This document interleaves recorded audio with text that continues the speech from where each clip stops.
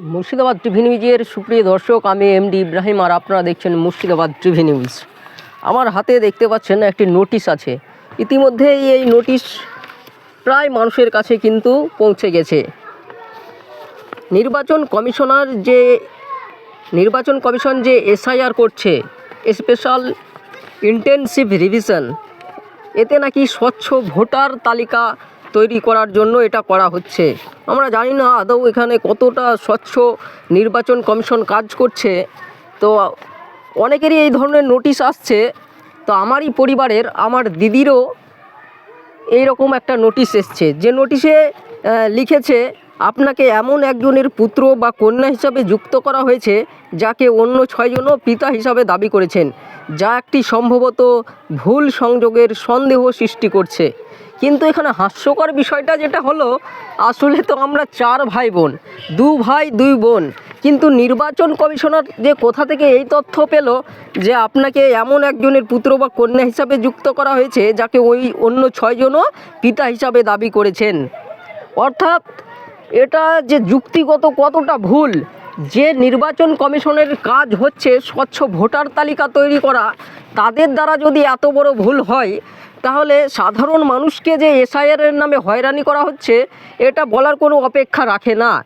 এটা একটা খুবই স্বাভাবিকভাবে ভাবতে গেলেও নির্বাচন কমিশনার যে স্বচ্ছ ভোটার তালিকা তৈরি করবে, তার প্রথম ধাপেই ধাক্কা খাচ্ছে। আর এই হয়রানির শিকার হতে হচ্ছে সাধারণ মানুষকে। কিভাবে, যেখানে আমার নিজের পরিবার, যেখানে আমরা 4 ভাই বোন, সেখানে আমারই পরিবারের আমার দিদিকে কিভাবে এই ধরনের নোটিশ আসতে পারে যে আপনি এমন একজনের পুত্র বা কন্যা হিসাবে যুক্ত করা হয়েছে আপনাকে, যাকে অন্য 6 জনও পিতা হিসাবে দাবি করছেন। এটা সম্পূর্ণ একটা মানে তথ্যহীন, যুক্তিহীন কথাবার্তা, যুক্তিহীন নোটিশ। যেই নোটিশের দ্বারা শুধুমাত্র হয়রানি করা হচ্ছে। আমাদের নামেও ঠিক একই রকম নোটিশ এসেছে। আমরা এই এলাকার, বিশেষ করে আমার যেখানে বাড়ি সেটা হচ্ছে মুর্শিদাবাদ জেলা। আপনারা জানেন, সারা ভারতবর্ষের মানুষ প্রায় জানে যে মুর্শিদাবাদ জেলার বেশিরভাগ মানুষ পরিযায়ী শ্রমিক, কাজের সূত্রে তারা বাইরে থাকে। সেই জায়গা থেকে এই ধরনের নোটিশ দিয়ে মানুষের মধ্যে একটা আতঙ্ক ইতিমধ্যেই সৃষ্টি হয়েছে যে যাদের নামে নোটিশ আসবে তারা যদি সঠিক তথ্য প্রমাণ দিতে না পারে, তাদেরকে হিয়ারিংয়ে ডাকা হবে এবং পরবর্তীতে ডিভোটার করে দেওয়া হবে। এই আতঙ্ক মানুষের মধ্যেই আছেই। তাহলে যারা দিন আনে দিন খায় বা পরিযায়ী শ্রমিক, তারা এই শুধুমাত্র নির্বাচন কমিশনের ভুলের জন্য তাদেরকে দূর দূরান্ত থেকে পাড়ি দিতে হচ্ছে এবং বাড়িতে আসতে হচ্ছে। তাদের বিভিন্ন রকম অসুবিধা, কত মানুষ ঋণের বোঝা নিয়ে বাইরে কাজ করতে যায়, কত মানুষের সংসার চলে বাইরের কাজের ওপর নির্ভর করে। সেই জায়গা থেকে হঠাৎ 2-1 দিনের এক সপ্তাহের সময় দিয়ে একটা নোটিশ ধরিয়ে দিচ্ছে নির্বাচন কমিশন, আর সেই ডেট এবং তারিখ অনুযায়ী তাকে পৌঁছাতে বলা হচ্ছে। নইলে তার কিন্তু একটা যে আতঙ্ক সৃষ্টি হয়েছে, তাকে ডিভোটার করে দেওয়া হবে। সেখান থেকে মানুষের মধ্যে একটা আতঙ্ক সৃষ্টি করা হয়েছে। তাহলে বারবার যে প্রশ্নটা উঠছে, যেই নির্বাচন কমিশনের কাজ হচ্ছে স্বচ্ছ ভোটার তালিকা তৈরি করা, সেই নির্বাচন কমিশন কি জেনে শুনে মানুষকে এরকম হয়রানি করছে?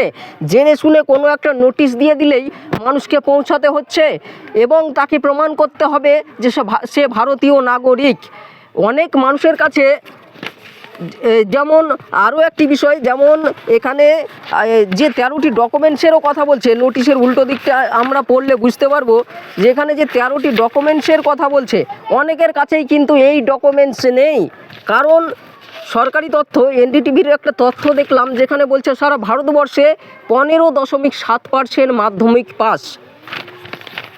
তাহলে এখানে যে ডকুমেন্টস হিসেবে নিচ্ছে জন্মের শংসাপত্র, বার্থ সার্টিফিকেট, যে বার্থ সার্টিফিকেট 2005 সালের পরে যাদের জন্ম, তাদের কাছে মোটামুটি স্বাভাবিকভাবে রয়েছে।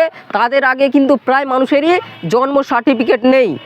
হ্যাঁ, তারপরে মাধ্যমিক পাস, তো এটা তো বলাই যায় না, কারণ ভারতের 85% মানুষ মাধ্যমিক পর্যন্ত পড়াশোনাই করেনি।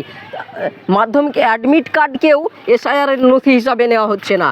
এই যে মানুষকে হয়রানি এবং এই যে একটা আতঙ্ক সৃষ্টি করা হচ্ছে যে এই সমস্ত ডকুমেন্টস দিতে না পারলে তাকে ডিভোটার করা হবে, এবং ইতিমধ্যেই অনেক সত্য হোক গুজব হোক অনেক কিছু ছড়াচ্ছে যে পরবর্তীতে তাদেরকে ডিটেনশন ক্যাম্প, এটা ওটা, এই ধরনের যে সাধারণ মানুষের কাছে একটা আতঙ্কের পরিবেশ সৃষ্টি করা হয়েছে, এটা কিন্তু এটা বলার কোনো অপেক্ষা রাখে না, এটা সকলেই আমরা জানি।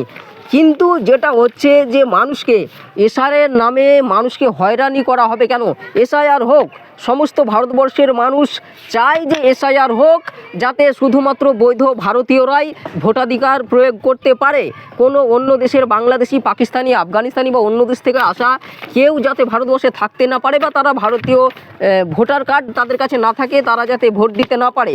কিন্তু তার মানে এই নয় যে ভারতীয়দেরকে, যারা বৈধ ভারতীয় নাগরিক, তাদেরকেও হেনস্থা করা হবে।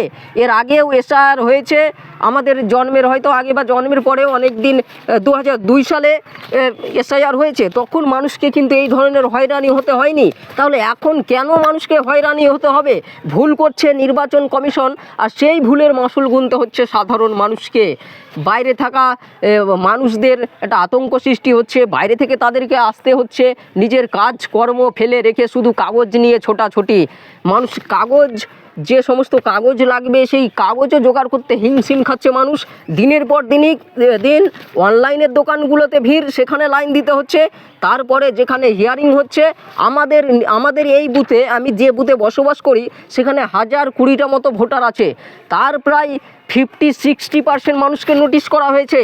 এই যে হয়রানি, মানুষ সেখানে গিয়েও সকাল 6টা থেকে রাত্রি 8টা-10টা পর্যন্ত হিয়ারিং চলছে, এবং মানুষ খেয়ে না খেয়ে সাংসারিক কাজ ফেলে রেখে, মানুষের নিজস্ব কাজকর্ম ফেলে রেখে মানুষকে ছুটাছুটি করতে হচ্ছে। অবশ্যই এসআইআর করা হোক, কিন্তু সেটা মানুষকে যাতে হয়রানি করা না হয়, এই ধরনের বিভ্রান্ততে না ফেলা হয় মানুষকে, সেই দিকে অবশ্যই চিন্তা রাখতে হবে ভারতের নির্বাচন কমিশনকে।